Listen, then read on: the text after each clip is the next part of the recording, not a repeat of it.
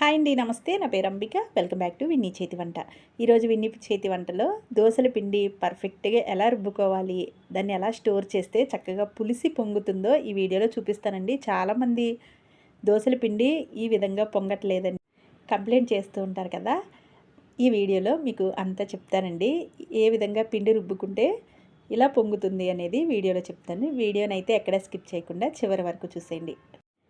Video first time చూస్తున్న వాళ్ళైతే మా ఛానల్ని సబ్స్క్రైబ్ చేసుకోండి. మరి ఆలస్యం చేయకుండా వీడియోలోకి వెళ్ళిపోదాం. ముందుగా ఒక గిన్నెని తీసుకుని దానిలోకి 1 గ్లాసు మినపప్పు వేసుకోవాలి. నేను ఇక్కడ మినపగుళ్ళు వేసానండి. మీరు కావాలి అంటే పొట్టు మినపప్పు అయినా వాడుకోవచ్చు. ఇప్పుడు దీనిలో వేసేసుకున్న తర్వాత ఈ పప్పు మునిగే వరకు నీళ్ళు పోసుకోవాలి. ఇలా పోసుకున్న తర్వాత మరొక గిన్నెలోకి ఏ గ్లాస్తో అయితే మినపప్పు తీసుకున్నామో అదే గ్లాస్తో 2 గ్లాసుల వరకు రేషన్ బియ్యం వేసుకోవాలి. రేషన్ బియ్యం అయితేనే చక్కగా వస్తాయండి దోశలు అనేవి. ఇప్పుడు దీనిలోకి 1 టేబుల్ స్పూన్ పచ్చిశనగపప్పు, కొద్దిగా మెంతులను కూడా వేసుకుని ఇవి కూడా మునిగే వరకు నీళ్ళు పోసి ఒక 4-5 గంటల పాటు పక్కన పెట్టేసుకోవాలి. ఇవి 4-5 గంటలు చక్కగా నానిపోతాయండి, మెత్తగా అయిపోతాయి. ఇప్పుడు మీకు 4 గంటల తర్వాత అయితే చూపిస్తున్నాను. ఒకవేళ మీరు సాయంత్రం రుబ్బేటప్పుడు అయితే ఉదయం అయితే పోసేసుకోండి. 11 ఆ టైంలో పోసుకున్న సాయంత్రం 4 ఆ టైంలో రుబ్బేసుకోవడానికి చక్కగా నానిపోతుంది. ఇప్పుడు ఈ నీళ్ళన్నీ వంపేసుకుని పైకి మనకి ఈ విధంగా పప్పు కనిపించేలాగా శుభ్రంగా నీట్గా కడిగేసుకోవాలి. ఇప్పుడు గ్రైండర్లోకి, మిక్సీలో అయినా రుబ్బుకోవచ్చండి. నేను ఇక్కడ గ్రైండర్లో వేస్తున్నాను. ఇప్పుడు ఒక చిన్న టిప్ చెప్తానండి. పప్పు బియ్యాన్ని ఒకేసారి వేయకుండా ముందు బియ్యం వేసి రుబ్బండి. 10 నిమిషాల్లో మెత్తగా అయిపోతుంది బియ్యం అయితే. కొద్దిగా నీళ్ళు పోసి రుబ్బితే చూసారు కదా, 10 నిమిషాలు మీకు చూపిస్తున్నాను. 10 నిమిషాలు అయిన తర్వాత ఇలా మెత్తగా అయిపోద్దండి. టైం కూడా ఎక్కువ అవ్వదు పిండి రుబ్బడానికి. ఇప్పుడు ఇలా మెత్తగా అయిన తర్వాత దీనిలోకి కడిగి పెట్టుకున్న మినపప్పును కూడా వేసేసుకోండి. ఇది కూడా ఒక్క 7-8 నిమిషాలు అయితే మెత్తగా నలిగిపోతుంది. ఇలా మూత పెట్టేసి మధ్య మధ్యలో చూసుకుంటూ నీళ్ళు ఎక్కువ పోయకుండా కొద్ది కొద్దిగా పోసుకుంటూ పిండిని కొంచెం గట్టిగానే రుబ్బేసుకోవాలి.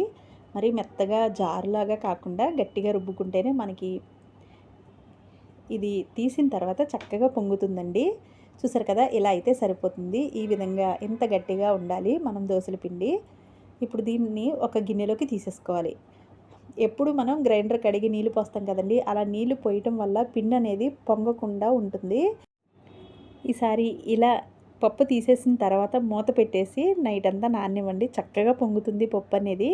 నీళ్ళు పోయటం వల్ల మాత్రమే మనకి ఈ పిండి అనేది పొంగదండి, పులవకుండా పొంగకుండా ఉంటుంది.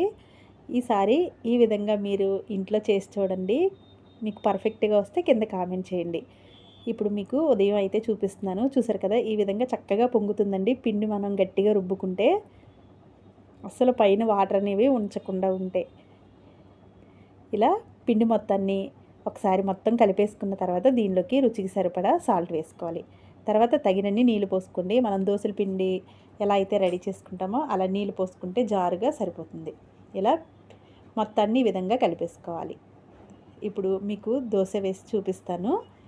స్టవ్ మీద దోశ ప్యాన్ పెట్టేసుకుని ఈ విధంగా దోశలు వేసుకుంటే చూసారు కదా, పర్ఫెక్ట్గా వస్తాయండి.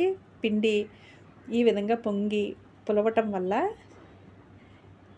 నేను ఎప్పుడు దోశలు వేసినా చాలా పర్ఫెక్ట్గా వస్తుంది. నాకైతే దోశలు వేయటం అనేది చాలా ఇష్టమండి. మరి మీరు కూడా తప్పకుండా ఇదే విధంగా పిండి రుబ్బుకుని దోశలు వేసుకున్న తర్వాత మీకు ఎలా వచ్చిందో కింద కామెంట్ చేయండి. వీడియో నచ్చితే లైక్ చేసి మీ ఫ్రెండ్స్కి, రిలేటివ్స్కి షేర్ చేయండి. ఇలాంటి మరిన్ని వీడియోస్ కోసం మా విన్నీ చేతి వంట ఛానల్ని సబ్స్క్రైబ్ చేసుకోండి. Thanks for watching.